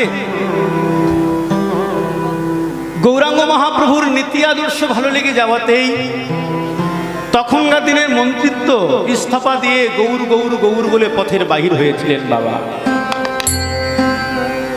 তিনি বুঝে গিয়েছিলেন এ জগতে কেউ কারণ নয়। তিনি বুঝে গিয়েছিলেন যত পরিজন যতনে পালিছ মাথায় লইয়া ভাড়া, দিবস রজনী ভাবিতে গণিতে আপনি হইল সারা। চুরি প্রবঞ্চনা কত না করিছ যাহাদের সুখের লাগি, একদিন সে পাপী তোমার নরকে ডোবাবে, কে হবে পাপের ভাগী। তিনি বুঝে গিয়েছিলেন এ জগতে কেউ কারোর পাপের ভাগী হবে না, তোমার পাপ তোমার ভোগ করতে হবে। এ জগতে সবাই সুখের ভাগীদার হয় গো, যেদিন তোমার সত্যি সত্যি দুর্দিন নেমে আসে, সেই দুর্দিনের ভাগীদার কেউ হতে আসে না। এটা কিন্তু বাস্তব কথা। আপনারা মানবেন কি না মানবেন জানি না। দুঃখের দিনগুলো খুব ভয়ানক হয় জানেন। আপনারা প্রত্যেকেই জানেন দস্যু রত্নাকরের কথা। রত্নাকর চুরি করে, ডাকাতি করে, তিনি জানতেন তিনি হাজার হাজার পাপ পুড়াচ্ছে। তার পাপের ঘোড়া যখন পূর্ণ হয়ে যাচ্ছে, ভগবান দেখলেন যে এর পাপ রাখার আর জায়গা নাই। নারদ মুনিকে পাঠিয়েছিলেন, নারদ তুমি যাও, ওকে উদ্ধার করো। নারদ মুনি সোনার অলংকার পরে আর যে পথ দিয়ে ডাকাতি করতে যান, যে পথে বসে থাকেন রত্নাকর দস্যু, সেই পথ দিয়ে ওই সোনার নপুর পরে একদম ঝুমঝুম ঝুমঝুম করতে করতে যাচ্ছেন। এমন সময় ওই রত্নাকর নারদ মুনিকে খপ করে ধরে ফেলেছে। অনেক দিন পরে একজন মানুষকে পেলাম যার গায়ে এত সোনার অলংকার পরিহিত, যাক অনেক দিন আমাদের সংসারটা ভালোভাবে চলে যাবে। নারদমণি বললেন, কে তুমি? আমার নাম দস্যু রত্নাকর, সবাই আমাকে চেনে, তুমি আমাকে চেনো না। ও তুমি সেই দস্যু রত্নাকর, কি করছোটা কি? কেন? আমার কাজ হলো চুরি করা। তুমি কি জানো চুরি করলে পাপ হয়? জানি। তাহলে করো কেন? বললো, আমি যে চুরি করছি, ডাকাতি করছি, যাদের জন্য করছি তারা আমার পাপের ভাগীদার হবে। সত্যি কি হবে? বললো, কেন হবে না? আমি তাদের জন্য করছি, তারা কেন হবে না আমার পাপের ভাগীদার? একবার কি জেনেছ তোমার পাপের ভাগীদার তারা হবে কিনা? একবার তুমি জেনেছ? বলো, কই না তো। একবার কি জানতে ইচ্ছে করে না? বলো, নিশ্চয়ই করে। যাও একবার জিজ্ঞাসা করে এসো। বলে, তুমি তো বড় চালাক।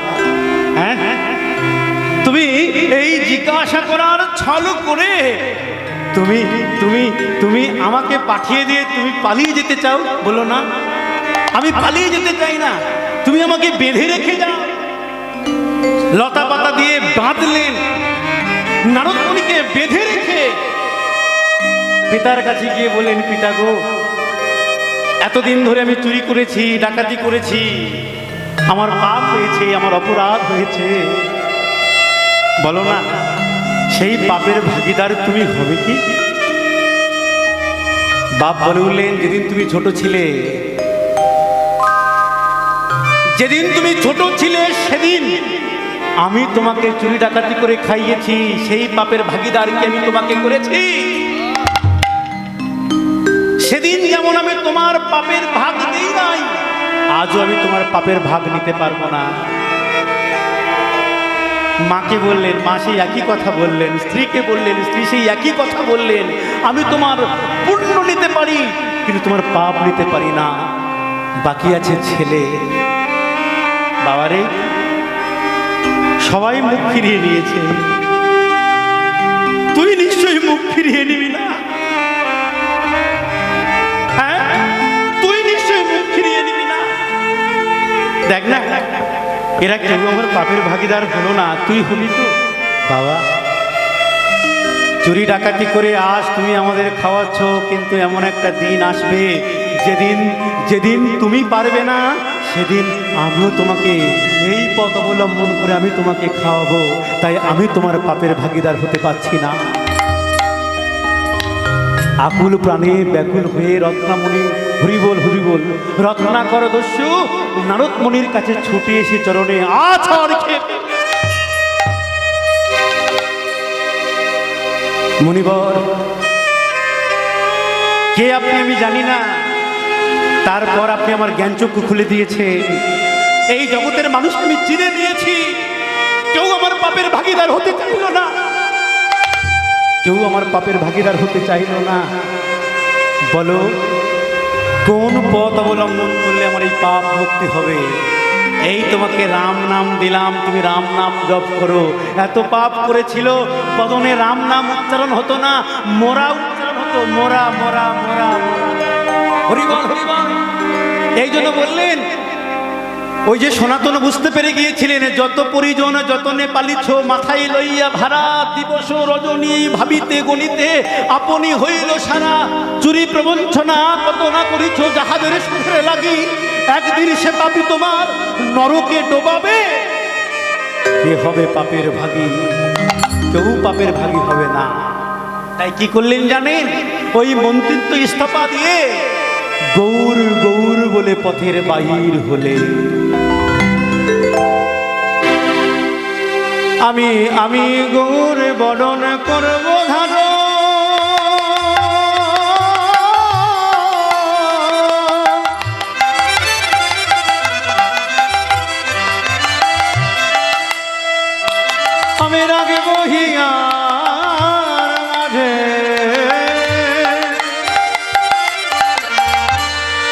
আমি গৌর বরণ করব ভূষণ, যেখানে যা সাজে। আমি গৌর বরণ করব ধন,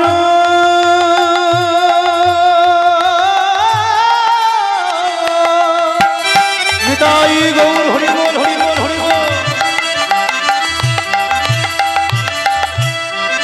আমি রাখবো হিয়ার মাঝে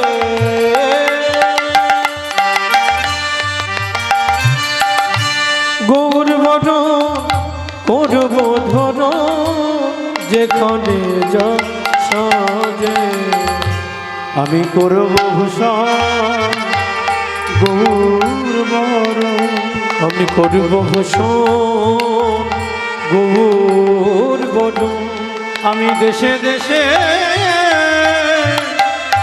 বেড়াবো সর্বক্ষণ, আমি করব ভূষণ গৌর বরণ। আমি দেশে দেশে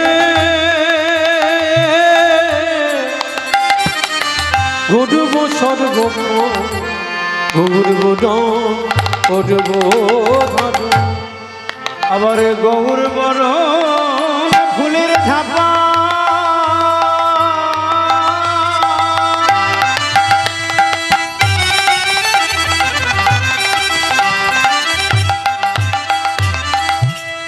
আমি লটন বাঁধব চুলে,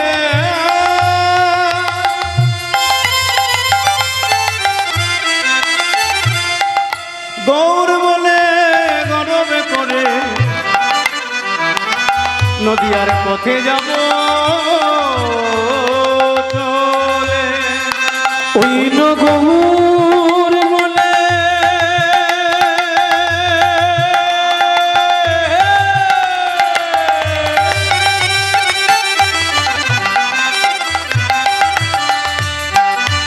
ওই নগর করে নদিয়া পথে যাব চলে। গৌর বরণ গরচনা,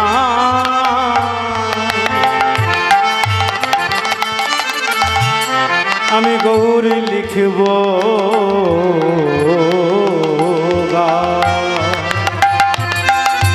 গৌর বরণ গোরচনা, আমি গৌর লিখিব গায়া। ওই না গৌরে গৌর গৌরে বলে আমি নিবেদিব ওই গৌর বলে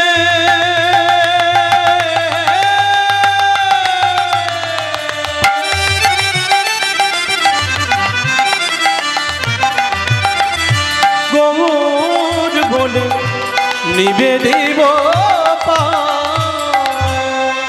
আমার কুলের মূলে পাওয়া, আমি ভাসাবো গঙ্গা বলে। আমার ফুলের মূল পাদিয়া আমি ভাসাবো গঙ্গার জলে। ও গোলোচন বলে ও গদাধর, তোমার স্বভাবে যাবে ধুলে। ওই লোচন বলে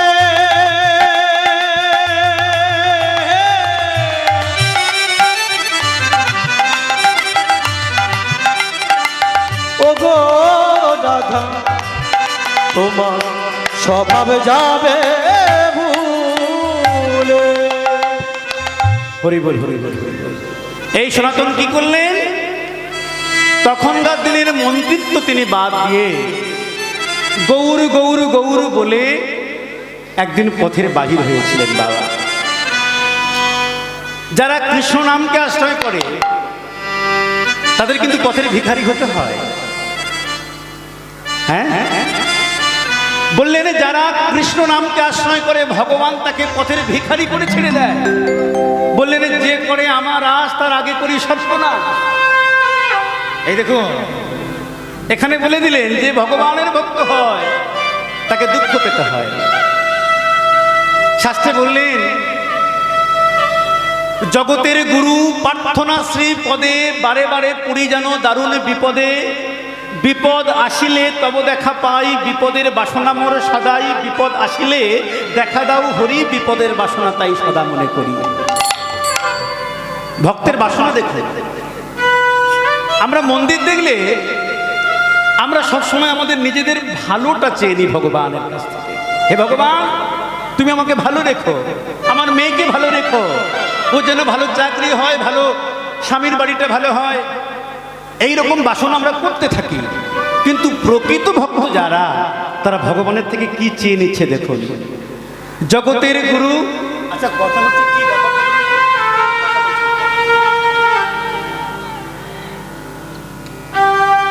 বললেন, জগতের গুরু প্রার্থনা শ্রী পদে বারে বারে পড়ি যেন দারুণ বিপদে। আমরা কিন্তু বিপদ চাই না, ভক্ত তিনি কিন্তু চাইছেন। এই দেখুন চৈতন্য শিক্ষাতে বললেন, এখানে আরো একটা কথা বললেন, সেখানে ভক্ত কখনো সুখ চায় না। ন ধনং ন জনং ন সুন্দরী কবিতা কামায়। প্রভু তোমার থেকে ধন চায় না, সুন্দরী ধন চাই না, জন চাই না, সুন্দরী কবিতা মানে স্ত্রী চাই না। আর এখানে বলছে জগতের গুরু প্রার্থনা শ্রীপদে বারে বারে পড়ি যেন দারুণ বিপদে, বিপদ আসিলে তব দেখা পাই, বিপদের বাসনা মোর সদাই, বিপদ আসিলে দেখা দাও হরি, বিপদের বাসনা তাই সদা মনে করি। বিপদ না এলে কিন্তু আমার ভগবানকে ডাকি না। বিপদ দাও, তাহলে তোমাকে ডাকতে পারবো, তোমার কথা চিন্তা করতে পারবো। হরিবল হরিবল।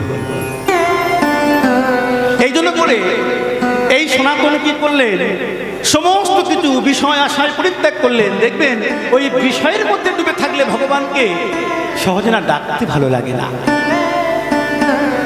বিষয়ের অন্ন খাইলে মলিন হয় মন, মলিন বদনে কৃষ্ণ ভজন না হয় কখন।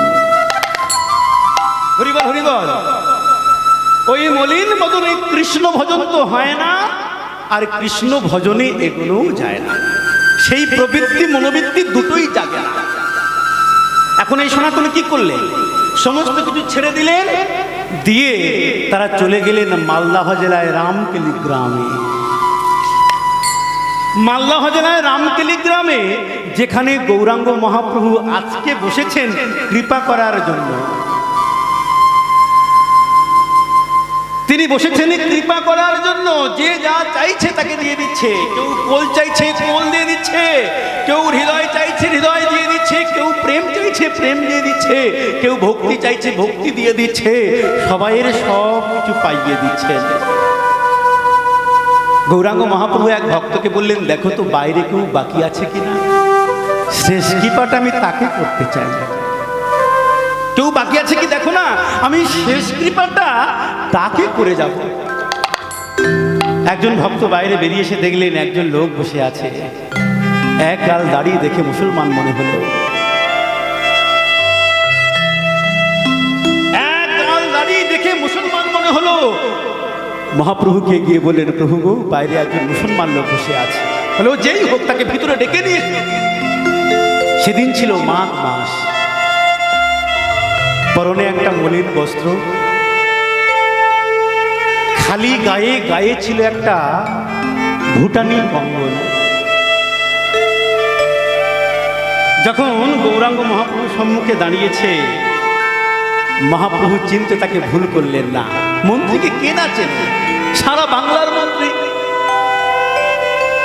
সনাতন তুমি এসেছো, আমি জানতাম তুমি আসবে। সনাতন তুমি এসেছো, আমি জানতাম তুমি আসবে। তবে তুমি এলে যখন, এত দেরি করে এলে কেন? তুমি কি জানো না, কৃষ্ণ ভজনের পথটা অনেক দূরের পথ। সকাল করি পথের বাহির হতে হয়, খুব সকাল করি পথের বাহির হতে হয়। এই সময় তো হেঁটে, এই সময় হাঁটা শুরু করলে তো সেই জায়গার নাগাল পাওয়া যাবে না। খুব সকাল করে পথের বাহির হতে হয়। তুমি দেরি করে ফেলেছো, আর দেরি করে যখন তুমি এলে, গায়ে কেন তোমার এই ভুটানি কম্বলটা? তুমি কম্বলের মায়া ছাড়তে পারলে না? হ্যাঁ, সব ছেড়ে এলে, তুমি ভুটানি কম্বলটার মায়া ছাড়তে পারলে না? সনাতন কি করলেন জানেন? সাথে সাথে সাথে সাথে ওই মহাপ্রভুর ওই সম্মুখ থেকে চলে এসে যমুনায় স্নান করে এক ভিখারিকে ওই কম্বল দান করে দিলেন। দেখবেন একজন মন্ত্রীর গায়ের কম্বল সাধারণ মানুষের গায়ের কম্বলের মতো হবে না, অনেক দামি কম্বল।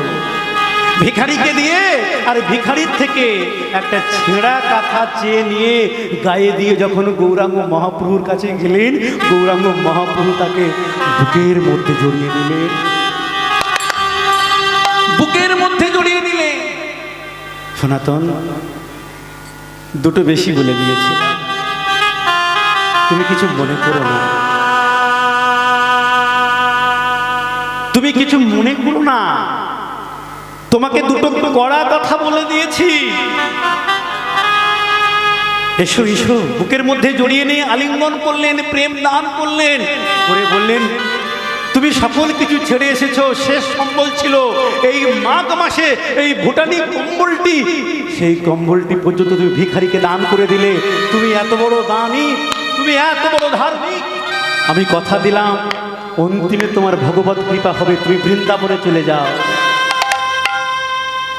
অন্তিমে তোমার ভগবত কৃপা হবে, তুমি বৃন্দাবনে চলে যাও। চলে গেলে মহাপ্রভু চরণে প্রণাম জানিয়ে চলে গেলে। হে মহাপ্রভু, জগতে সবাই বলে তুমি নাকি ভগবান, কিন্তু এ জগতের কিছু মানুষ তোমাকে বলে তুমি নাকি উন্মাদ পাগল, আবার কেউ বলে তুমি নাকি সমাজ সংস্কারক। তুমি যদি সত্যিই ভগবান হয়ে থাকো, তুমি আমাকে এই আশীর্বাদ দাও, অন্তিমে যেন তোমার চরণ প্রাপ্ত হতে পারে। আমি আশীর্বাদ করলাম তুমি যাও, আমি আমি আমি আশীর্বাদ করলাম তুমি বৃন্দাবনে গিয়ে যমুনার ধারে ঝোপড়া বেঁধে মদন মোহন গোপাল স্থাপন করে তুমি ভজন করো। আমি কথা দিলাম তোমার একদিন অন্তিমে ওই মদন মোহন দর্শনে তোমার জীবন, তোমার এই জীবন স্বর্গ পথে অধিষ্ঠিত হবে। আমি কথা দিলাম তুমি যাও। এই ভজন করতে করতে চলেছেন বৃন্দাবনে। প্রভু গো, যাওয়ারি বেলা তোমারি চরণে প্রণাম জানা, ওগো মো ভাগ্য দেবতা। যাওয়ারি বেলা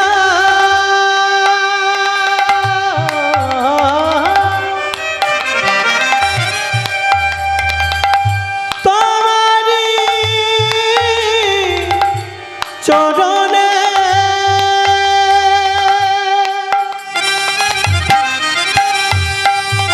ও গো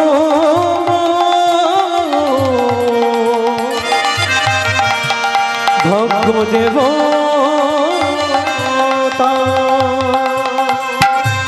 যাওয়ারি বেলা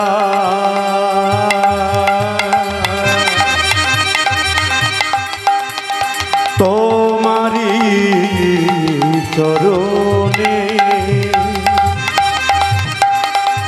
প্রণাম জানা, ও গো ভাগ্য দেবতা। যাওয়ারি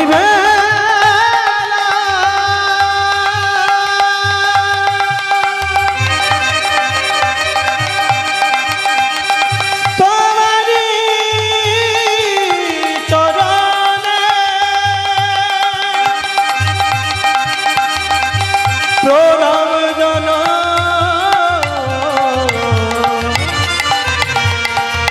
ও গো ভাগ্য দেবতা। জানি পাথরের দেবতা কহে না তো কথা, জানি পাথরে দেবতা কহে না তো কথা, জানি পাথরের দেবতা কহে না তো কথা, ভক্তের হৃদয়ে দিতে জানে ব্যথা। ভক্তের হৃদয়ে দিতে নয় দেখা, চোখের জলে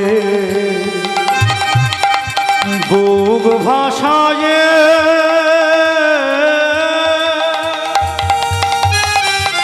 প্রণামে জানাই ও ভাগ্য দেবতা। ও গো কৃপাময়,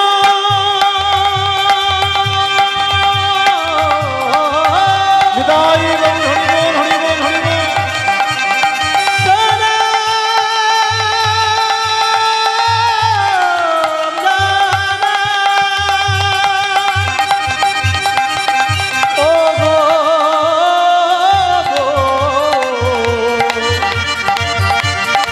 ভাগ্য দেব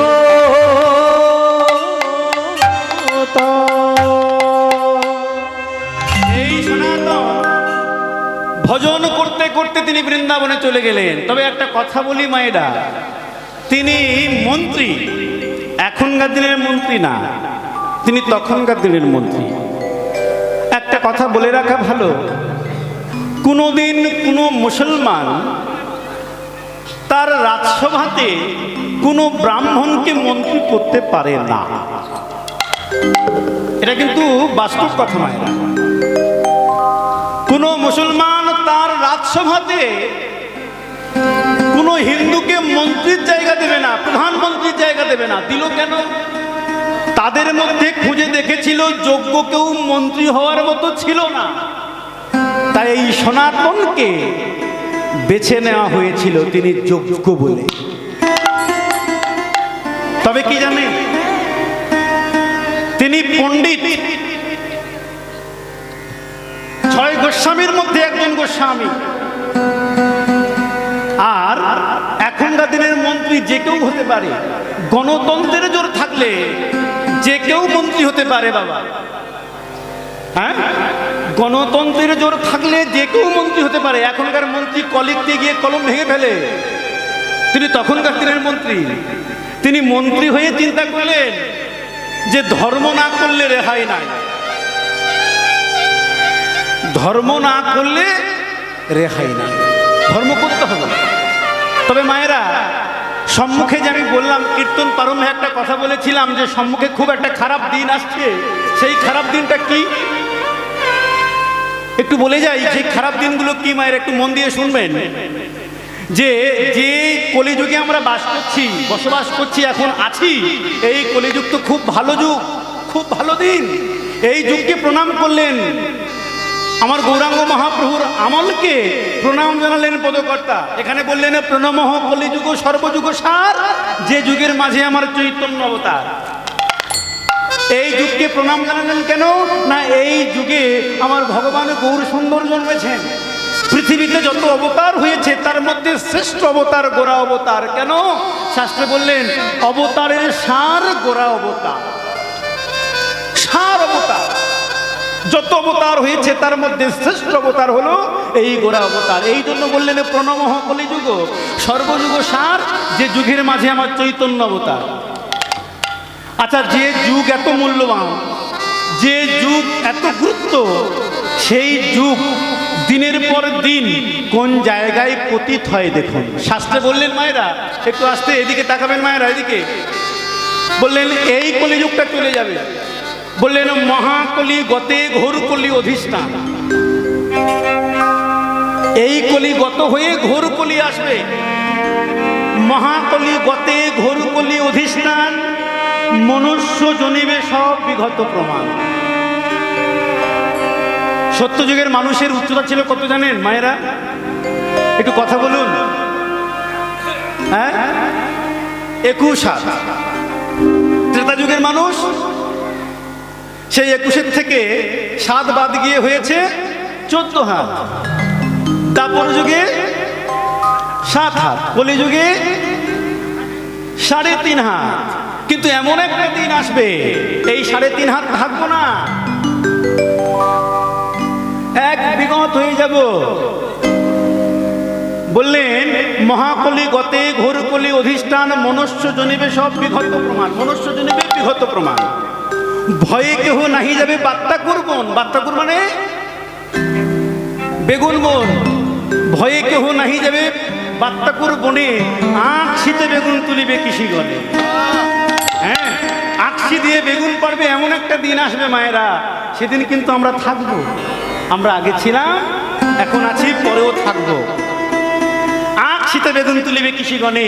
বললেন ভেদাভেদ না থাকিবে হইবে এমন। এই জাতপাত আর কিছু থাকবে না। ভেদাভেদ না থাকিবে হইবে এমন, জাতিভেদ না থাকিবে একত্রে ভোজন। বাঘেতে প্রসবে ছাগ, বাঘের পেটে ছাগল জন্মগ্রহণ করবে। মহিষে কুঞ্জ, এখন দেখে যায় গরুর পেটে মানুষের বাচ্চা। হরিবল, হরিবল। তাই না? পেপারে যারা পড়েন তারা দেখবেন গরুর পেটে মানুষের বাচ্চা, ছাগলের পেটে মানুষের বাচ্চা। তাহলে বললেন যে হাতি এমন একটা দিন আসবে যে খুব বাজে দিন, সেই দিন আমাদের ভোগ করতে হবে। আঁকশিতে বেগুন তুলিবে কৃষিগণে, ভেদাভেদ না থাকিবে একত্রে ভোজন। বাঘেতে প্রসবে ছাগ, মহিষে কুঞ্জর, তেলিমে রাজকন্যা মালিতার বর। বাড়িহীন হবে মিন, দিন হবে ঘোর। বাড়িহীন হবে মিন। যে জায়গায় আমরা বসতি করছি মিন বাস করবে, মাছ বাস করবে এখানে। বাড়িহীন হবে মিন, দিন হবে ঘোর। দিনের আলো আমরা চোখে দেখতে পাবো না, দিন হবে ঘোর। শৃগাল করিবে বাসা বৃক্ষের উপর, মুচি হবে নরপতি। নরপতি মানে কি? হ্যাঁ, রাজা। মুচি হবে নরপতি। আচ্ছা চিন্তা করুন তো, মুচি যদি রাজ্যের রাজা হয়, যার জুতো সেলাই পর্যন্ত চিন্তা ভাবনা সীমাবদ্ধ, সে যদি রাজা হয় তাহলে তার রাজকার্য কেমন চলবে? মুচি হবে নরপতি, বেত্তার পাত্র, চণ্ডালে শিরে ব্রাহ্মণ ধরিবে ছত্র। এই দেখুন এখানে কিরকম হয়ে গেল দেখুন। যিনি বর্ণের শ্রেষ্ঠ ব্রাহ্মণ তার মাথায় ছাতা ধরবে। বর্ণের শ্রেষ্ঠ ব্রাহ্মণ শূদ্রের মাথায় ছাতা ধরবে, ছাতা। এর থেকে কি বোঝা যায় বলুন তো? কলিযুগে মানি মান পাবে না, ইতর মহৎ হবে অর্থের বলেতে। যে ইতর সমাজে খারাপ